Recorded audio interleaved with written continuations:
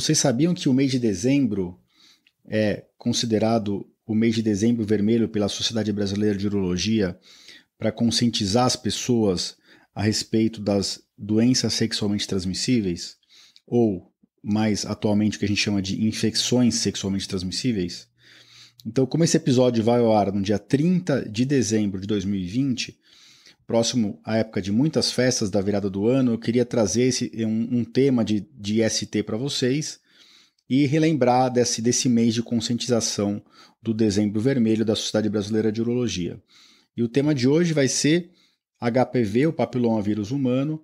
Vocês vão saber tudo hoje sobre esse vírus, aprender muito sobre como se proteger, como fazer o diagnóstico, como fazer o tratamento, e também eu vou conversar bastante com vocês sobre a vacina. Então não percam, após a música de introdução, sejam bem-vindos a mais esse episódio do podcast Conversa Aberta com o Urologista.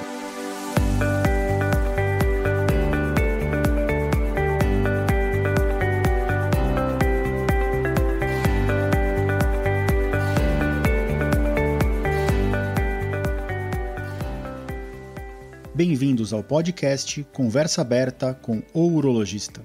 Meu nome é Giovanni Marchini, sou médico urologista formado pela Faculdade de Medicina da USP e serei o anfitrião desse show.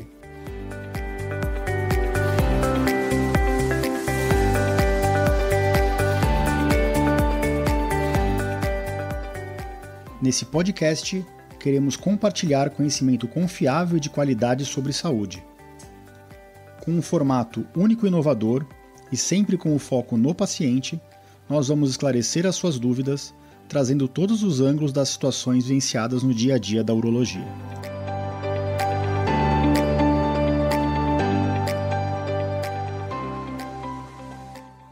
Bem-vindos de volta ao nosso podcast. Então hoje é uma data muito especial, esse episódio vai ao ar no dia 30 de dezembro de 2020, um ano maluco por causa do coronavírus. Mas hoje eu estou aqui para falar de outro vírus para você, tá ok? A gente vai falar sobre o vírus, o papilomavírus humano, que a gente conhece mais como HPV, e a importância de saber tudo sobre esse tipo de doença e de infecção. Eu queria trazer, antes de tudo, alguns dados para vocês.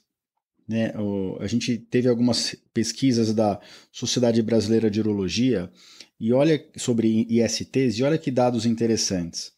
Em uma das pesquisas foram entrevistados 480 adultos e apesar de 80% desses adultos saberem sobre as ISTs, a imensa maioria não se considerava em risco. Só 11% se considerou em risco e sabia que a relação sexual deveria ser sempre protegida para evitar essas infecções sexualmente transmissíveis. Já em uma outra pesquisa, só com adolescentes de 12 a 18 anos, com quase 300 participantes, olha que dado, nessa pesquisa com 267 adolescentes, 15% já tinham tido iniciação sexual. Desses, 44% não usaram preservativo na primeira relação, olha que perigo. Além disso, 35% não usam ou raramente usam preservativo nas relações sexuais. E pior de tudo, 38% dos meninos entrevistados nem sequer sabiam como colocar um preservativo. Então eu só queria trazer para vocês que essa discussão em relação à sexualidade com os jovens, de uma forma séria, não politizada, ela é a chave para a gente evitar uma epidemia de DSTs ou de STs no futuro. Nós temos visto uns surtos de HPV e surtos de sífilis na população masculina, mas também na feminina, e isso traz muita preocupação para a gente. Eu gosto didaticamente de dividir as ISTs em 4 grandes grupos. Em primeiro grupo, das ISTs silenciosas, nesse grupo a gente inclui HIV, AIDS, as hepatites B e C. No segundo grupo, as ISTs que causam úlceras, tá? E aí alguns exemplos: herpes genital, cancro mole, cancro duro, que é a lesão da sífilis, linfogranuloma venéreo e adonovanose. O terceiro grupo, das secreções uretrais, que a gente chama de uretrites, antigamente vocês conheciam pelo nome de gonorreia. E o quarto grupo, das lesões verrucosas. E é nesse grupo que a gente vai focar hoje, tá? E o principal representante desse grupo é o papilomavírus humano, que a gente chama de HPV, que causa aquela lesão comum no homem que a gente chama de condiloma acuminado, que são aquelas verrugas genitais. Então vamos falar um pouquinho sobre o HPV. Existem mais de 100 tipos de HPV, tá, estudados, e grande parte deles, mais de 40, são associados com lesões no ser humano. Alguns tipos de HPV são associados mais às lesões verrucosas, as verrugas, os condilomas, principalmente os tipos 6 e 11. 90% dos condilomas, tanto nos genitais como na região laríngea, na garganta, são causados pelos HPV 6 e 11. E esses HPVs são considerados não oncogênicos, são HPVs que não aumentam necessariamente o risco de tumor.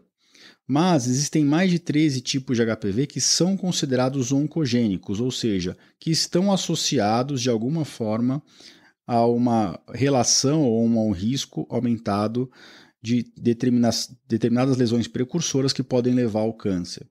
Os mais famosos e conhecidos no ser humano são os HPVs do tipo 16 e 18.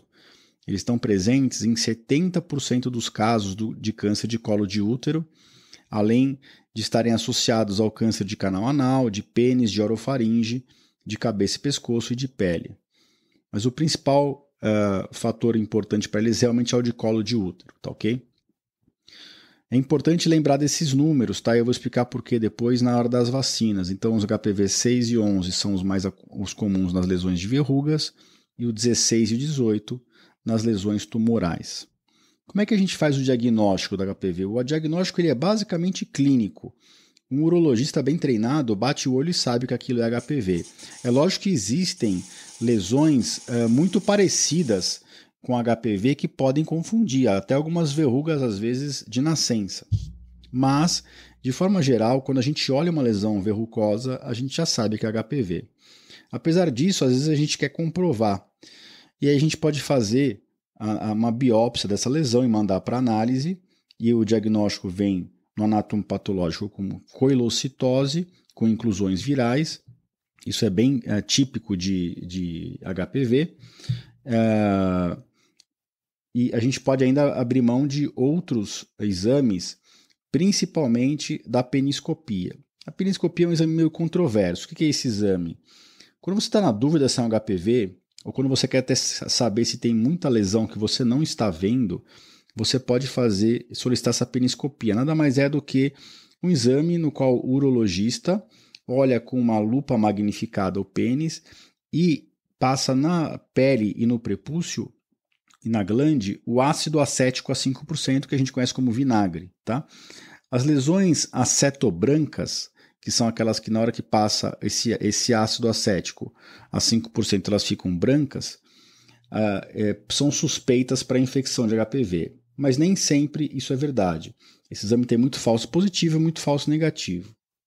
O HPV ele fica numa das camadas mais baixas da pele e ele nem sempre está se manifestando. Quando tem lesão verrucosa, essa lesão tem que ser tratada, né? Até porque ela é transmissível. As lesões que não estão sendo clinicamente vistas, teoricamente a gente não precisa tratar, a não ser que seja naqueles pacientes em que a lesão está recorrendo muito. Tá ok? Como é que se faz o tratamento? O tratamento depende de vários fatores, principalmente do número de lesões, do tamanho das lesões, do formato e da localização.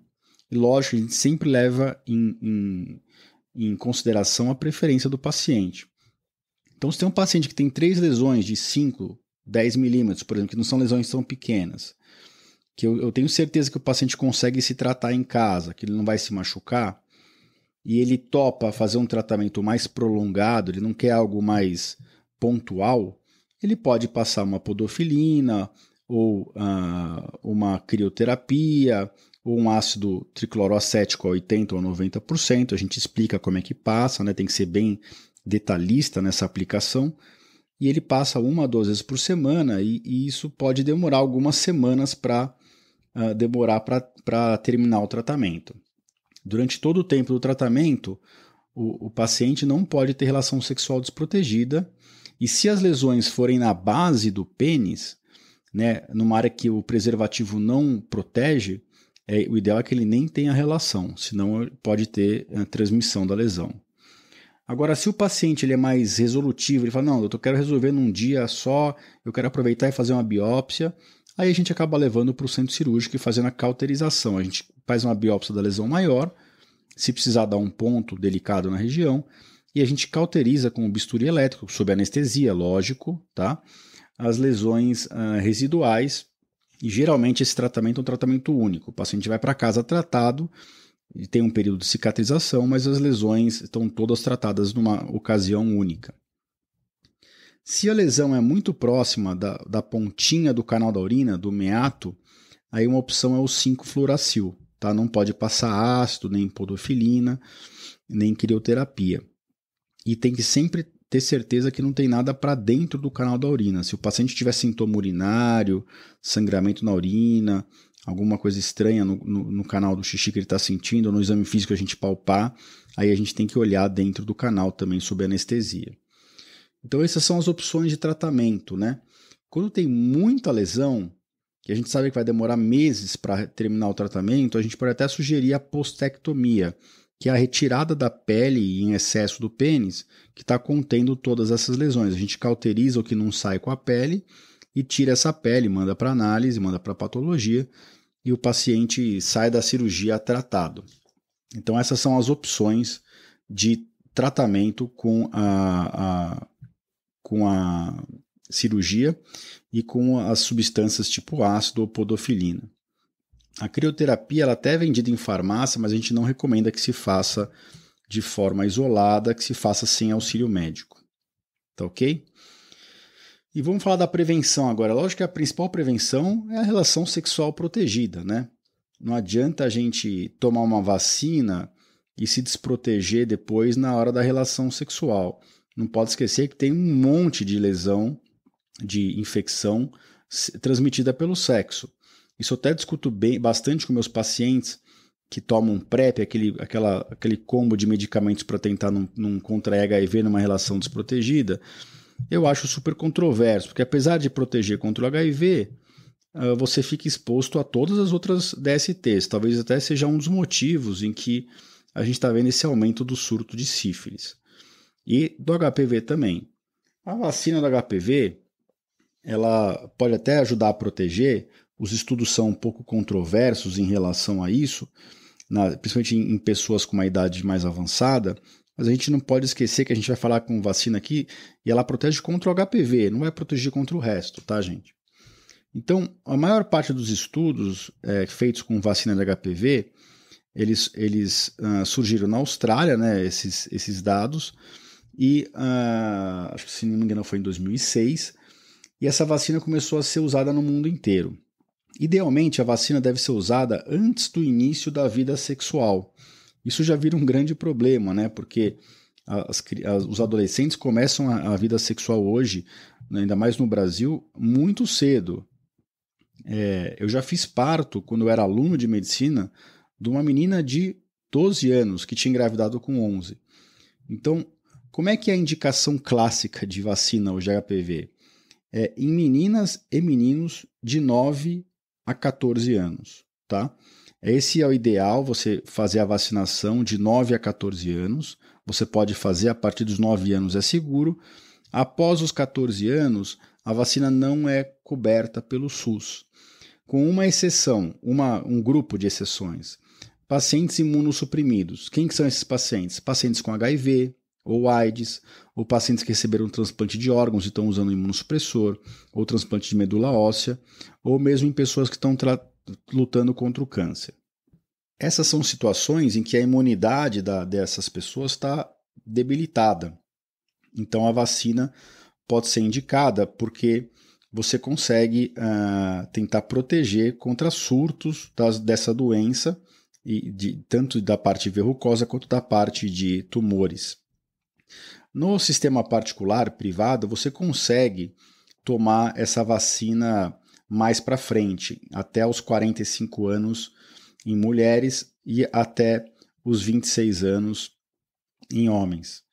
Mas a gente tem que sempre explicar para os nossos pacientes que essa vacina não tem uma eficácia tão comprovada nessa faixa etária a partir acima dos 14. Alguns estudos falam 18 anos. A gente pode até tentar dar a vacina para evitar a recorrência das lesões verrucosas naqueles pacientes de alto risco que a gente vê que o tratamento tópico com ácido, podofilina ou cauterização não está resolvendo. Aí a gente pode fazer valer a vacina. Qual que é a vacina? A vacina mais comum no mercado é a quadrivalente, que é uma vacina produzida pela Merck Sharp Dohme e comercialmente no Brasil eles chamam de Gardasil. Tá? São 3 doses, você toma uma dose agora, depois toma uma dose daqui a 2 meses e depois daqui a 6 meses. Tá? Essa vacina ela é quadrivalente, então ela protege contra aqueles 4 tipos de HPV que eu falei lá acima. O 6 e o 11, que dá mais lesão verrucosa, e os HPVs 16 e 18, que são os HPVs que dão lesões mais oncogênicas associadas a tumor. Só fazer um paralelo, a gente não tem estudo que comprova que o HPV causa câncer no homem. Tá? A gente sabe que se a gente pegar os homens com câncer de pênis, a prevalência de HPV nesses homens é muito mais alta do que na população em geral. Mas isso não dá para fazer a gente afirmar numa relação causa-efeito. Tá? Diferente do câncer de colo de útero da mulher, onde existe um claro aumento de risco nas mulheres com HPV, principalmente o 18 e o 16, para câncer de colo de útero. Lógico, então eu sou homem, eu não preciso me proteger. Não, lógico que precisa se proteger. A gente sabe que existe algum tipo de associação. Será que existe um fator de risco comum ao câncer de pênis e à contração do HPV? Será que são homens que se cuidam menos, que bebem mais ou mais imunossuprimidos? A gente não sabe. Mas a verdade é que tem que levar a sério e tem que se proteger. E existem outras vacinas no mercado, tá? Existe a bivalente, que chama Cervarix, que é contra os tipos 16 e 18, que pode ser aplicada acima dos 9 anos. E existe a nonavalente, que chama de Gardasil 9, que é contra vários tipos de HPV, o 6, o 11, o 16 e o 18, e além deles o 31, o 33, o 45, o 52 e o 58. Essa vacina nonavalente serve para meninas e meninos entre 9 e 26 anos de idade, e também são vacinas pagas, também com 3 doses, toma um pouquinho diferente da que eu comentei, que é com 0, 2 e 6 meses, varia de acordo com a idade, o jeito que se toma, mas são vacinas que você consegue tomar no mercado privado. Só lembrar que são vacinas caras. Tem vacina que é mais de R$1.000, R$1.500. Tá certo, gente? Quais são as contraindicações? Quem não pode tomar vacina HPV? Mulheres grávidas, tá? Pacientes que têm algum tipo de alergia a um dos componentes da vacina, ou pacientes que estão com febre aguda, alguma doença infecciosa aguda, a gente recomenda que não se tome nenhum tipo de vacina, principalmente se estiver com febre alta. Se for uma infecção boba, uma gripezinha, sem fazer nenhuma menção ao coronavírus aqui, aí não tem nenhum problema, mas em qualquer doença febril de causa indefinida, aí não custa nada esperar um pouco melhorar dessa doença para depois fazer a vacinação. Então, resumindo, o que eu queria falar sobre DST e sobre, hoje especificamente, o HPV é isso, tá? Então, HPV, tomem cuidado, associado às lesões verrucosas e alguns subtipos às lesões de tumor, de colo de útero e de pênis. O diagnóstico é clínico, mas a gente pode fazer peniscopia ou, de preferência, uma biópsia. A biópsia vem com elocitose, que é o achado mais típico. Tratamento depende muito do tipo de lesão e das preferências do paciente. A gente usa geralmente podofilina, 5-fluoracil, o imiquimod, ou a crioterapia, ou ATA, ou cauterizar no centro cirúrgico, ou mesmo fazer a postectomia. E lembrar de fazer a prevenção tanto com a relação sexual protegida, não ter relação ou proteger a relação enquanto estiver tratando e a lesão estiver visível, e lembrar da vacina, que é feita no SUS, de 9 aos 14 anos para homens e mulheres, e dos 9 aos 26 anos para quem tem algum tipo de imunossupressão. Pode ser feita no sistema particular, privado, são vacinas caras, são 3 doses sempre, quase sempre, né? A quadrivalente são 3 doses, E lembrar que se você estiver grávida, se você tiver alergia ou se tiver com febre, alguma doença infecciosa mais grave, você deve evitar a vacina e esperar para tomar um pouquinho mais para frente. Então esse é o resumo do episódio de hoje. Um episódio diferente, perto da virada do ano. Eu espero que vocês passem essa virada do ano com as pessoas que vocês amam. É isso que eu vou fazer, se Deus permitir. E tome muito cuidado em relação às DSTs e esse ano também vou pedir para vocês se cuidarem muito em relação ao coronavírus. Como todos sabem, eu sou muito aberto a perguntas nas redes sociais, na própria plataforma de podcast, dentro do episódio do site. Esse episódio aqui vai estar no meu site no www.ourologista.com.br/podcast/episódio 32. 32 episódios, 32 semanas seguidas aqui com vocês. Acho que eu estou chegando aonde eu quero chegar, que é atingir o maior número de pessoas possível com essas informações, para gerar uma transformação no sentido de deixar vocês mais informados. É isso que eu quero, deixar as pessoas mais cientes, mais conscientes de como lidar com a saúde, com essas informações, para discutir melhor as abordagens com seus médicos. E é para isso que eu estou aqui. Se vocês precisarem de qualquer coisa, a gente está sempre à disposição. É só me mandar uma mensagem direta no meu Instagram ou mesmo dentro do site. Pode deixar comentário. Eu tento sempre responder da forma mais objetiva e clara possível. Tento não deixar ninguém sem resposta.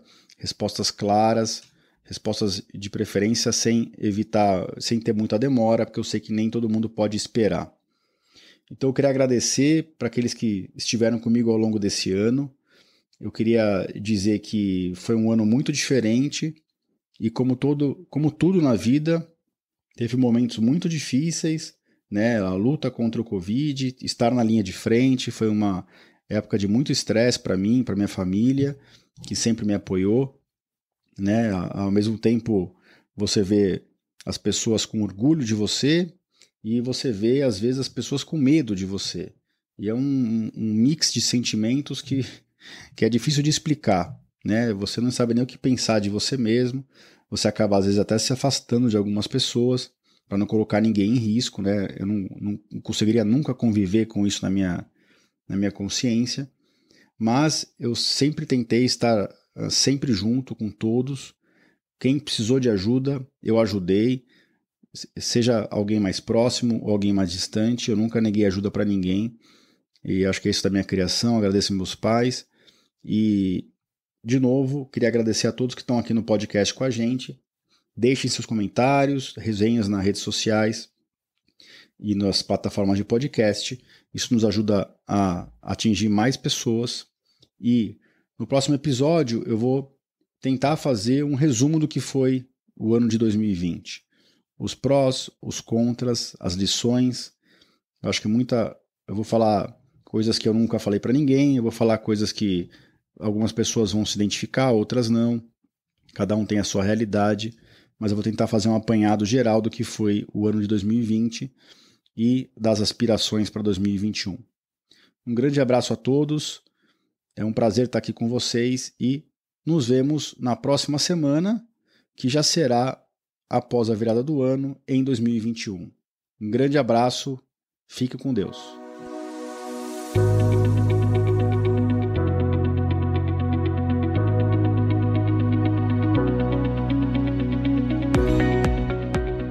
Você ouviu a mais um episódio do podcast Conversa Aberta com o Urologista. Mais uma vez, obrigado e até o próximo.